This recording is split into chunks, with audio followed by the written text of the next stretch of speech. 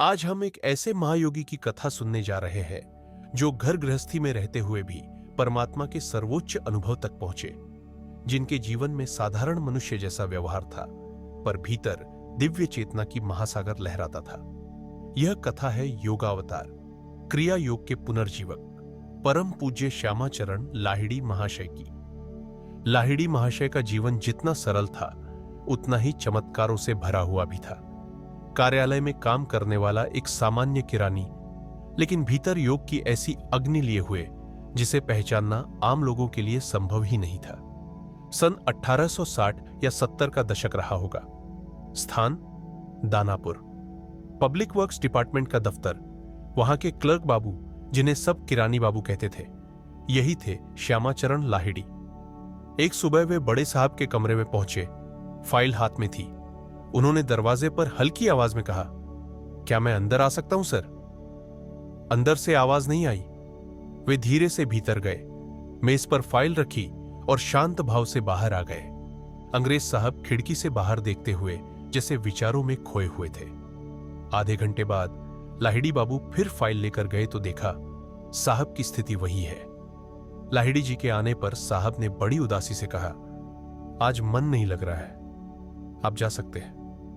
लाहिड़ी बाबू ने विनम्रता से पूछा, सर कोई चिंता की बात है?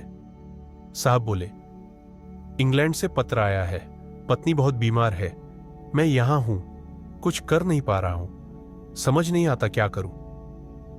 लाहिड़ी बाबू ने शांत स्वर में कहा, सर चिंता मत कीजिए, मैं थोड़ी देर में फिर आता हूं। उनकी सरल बातों से साहब को थोड़ी सांत्वना मिली। साहब को पता नहीं था कि यह साधारण किरानी बाबू कोई साधारण मनुष्य नहीं थे। ऑफिस में लोग इन्हें पगला बाबू कहते, कभी मुस्कुराते, कभी खोए हुए, किसी बात का तनाव नहीं।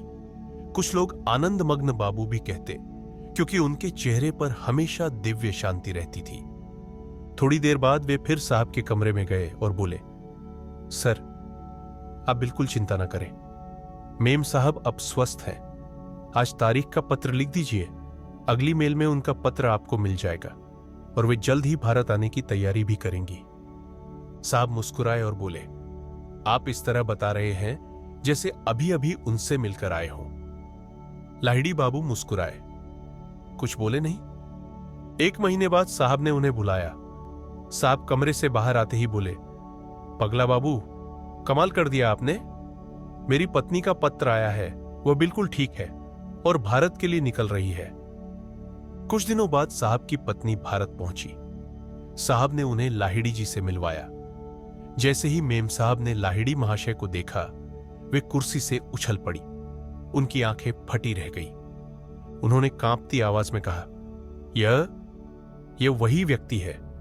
जब मैं इंग्लैंड में बीमारी से मरने जैसी हालत में थी, तब एक रात यही मेरे सिरहाने खड़े थे।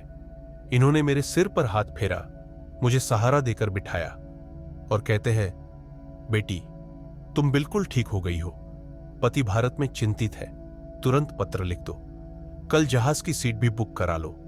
फिर ये तुरंत गायब हो गए। मुझे समझ ही नहीं आया क्या हुआ।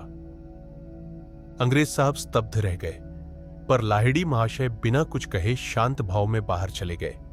उन्हें पता था चमत्कार दिखाने नहीं आए थे, यह सब ईश्वर की कृपा से हुआ था।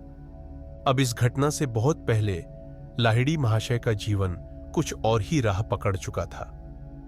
लाहिड़ी महाशय का जन्म 30 सितंबर 1828 को नदिया जिले के घोंघोर गांव में हुआ था। बचपन से ही वे अत्यंत प्रतिभाशाली थे।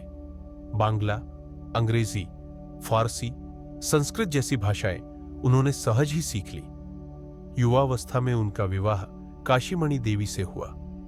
कुछ समय बाद वे सैनिक इंजीनियरिंग विभाग में अकाउंटेंट नियुक्त हुए। उनकी बदली दानापुर हुई। फिर एक दिन आदेश आया कि उन्हें रानीखेत जाना होगा। परिवार काशी में था और वे अकेले रानीखेत की यात्रा पर निकल गए। तब वहां रेल नहीं थी। विभिन्न सवारियों से पहाड़ों के बीच बसे रानीखेत पहुंचे।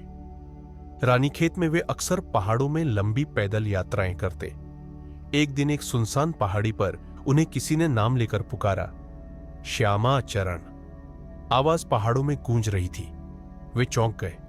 सुनसान जगह में कौन हो सकता है? उन्होंने चारों ओर देखा तो दूर एक युवा साधु दिखाई दिया जो हाथ से इशारा कर रहा था। इधर आओ। लाहिड़ी जी उसके पास गए लेकिन पहचान नहीं पाए। युवक उन्हें एक गुफा के पास ले गया और पूछा, क्या यह कंबल और कमंडल पहचानते हो? लाहिड़ी जी ने कहा, नहीं महाराज। युवक ने उनके माथे को स्पर्श किया और उसी क्षण लाहिड़ी महाशय के भीतर एक दिव्य बिजली सी दौड़ गई। पुरानी स्मृतियों का द्वार खुल गया। उन्हें याद आया कि पिछले जन्म में वे यही तपस्या करते थे। यह कंबल उनका था, यह गुफा उनकी साधना भूमि थी। वे भाव विभोर होकर बोले, गुरुदेव, अब पहचान गया। यह युवा कोई और नहीं, योग योगेश्वर महाअवतार बाबा जी थे। बाबा जी ने बताया कि वे 40 वर्षों से लाहिड़ी जी की प्रतीक्षा कर रहे थे। फिर उन्होंने श्यामाचरण को दिव्य तेल पिलाकर शुद्धि कराई। ब्रह्मचारियों ने उन्हें नए वस्त्र पहनाए और आधी रात के अंधकार में एक स्वर्णिम महल प्रकट किया जो पृथ्वी के रत्नों से बना था। उसी दिव्य महल में रंग बिरंगे दीपों की रोशनी में, संतों की उपस्थिति में, मंत्रों की ध्वनि के बीच लाहिड़ी महाशय को क्रिया योग की दीक्षा दी गई। दीक्षा के बाद सब कुछ गायब हो गया, न महल, न दीपक, न संत। फिर वे अपने गुरुदेव के पास साधारण गुफा में बैठे थे। कई दिनों तक यह दीक्षा साधना चलती रही। बाबा जी ने आदेश दिया, तुम्हें वापस जाना होगा। गृहस्थ बनकर ही योग का प्रसार करना है। संसार में रहकर ही लोगों को दिखाना है कि मोक्ष गृहस्थ के लिए भी संभव है। लाहिड़ी महाशय लौटे तो उनके सहकर्मी चकित थे। वे 10 दिनों से गायब थे। सबने मान लिया था कि वे जंगल में मर गए, पर उन्होंने सिर्फ इतना कहा, जंगल में भटक गया था, वापस आने में देर हो गई। इसके बाद उनके जीवन में चमत्कारों की लड़ी शुरू हुई। एक बार कुछ लोग संतों का मजाक उड़ा रहे थे। लाहिड़ी महाशय ने कहा, भारत में आज भी महान योगी है, लेकिन किसी ने विश्वास नहीं किया। क्रोध में उन्होंने ध्यान लगाया और कमरे में दिव्य प्रकाश हुआ। महावतार बाबाजी प्रकट हुए, पर उन्हें देखकर लाहिड़ी महाशय कांप उठे क्योंकि यह चमत्कार उचित नहीं था। बाबाजी ने कहा, अब किसी महत्वहीन कारण से मुझे मत बुलाना, और प्रकाश विलीन हो गया। धर्म, योग और शांति का यह दीपक धीरे धीरे भारत भर में फैलने लगा। लोग काशी में उनके घर को तीर्थ मानने लगे। हर वर्ग के लोग गीता की उनकी व्याख्या सुनने आते। जाति प्रथा को वे नहीं मानते थे। कहते, सब एक ही परमात्मा की संतान है। उन्होंने कहा, हिंदू ध्यान करे, मुसलमान नमाज पढ़े, ईसाई प्रार्थना करे, पर ईश्वर को याद जरूर करे। यही जीवन का सार है। काशी में एक बार वे तैलंग स्वामी से मिले। महान योगी तैलंग स्वामी उन्हें देखकर आगे बढ़े और गले लगा लिया। भक्तों ने पूछा, गुरुदेव, आप जैसे योगी ने एक गृहस्थ का ऐसा स्वागत क्यों किया?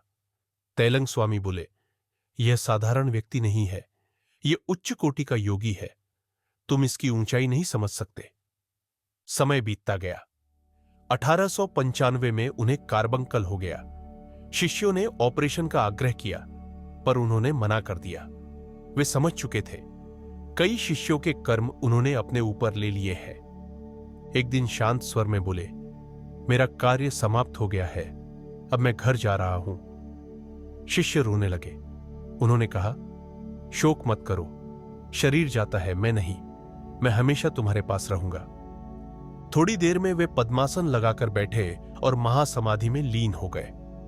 लाहिड़ी महाशय का पूरा जीवन यह सिखाता है कि ईश्वर किसी का विशेष अधिकार नहीं है, न साधुओं का, न सन्यासियों का। हर मनुष्य, हर गृहस्थ, हर परिवार वाला व्यक्ति यदि प्रेम, ध्यान और निष्ठा से साधना करे तो वही ईश्वर का प्रिय बन जाता है। क्रिया योग आज भी दुनिया भर में लाखों लोगों को आंतरिक शांति दे रहा है, और इसका श्रेय जाता है एक शांत, सरल, मुस्कुराते हुए किरानी बाबू को, जो बाहर से साधारण थे पर भीतर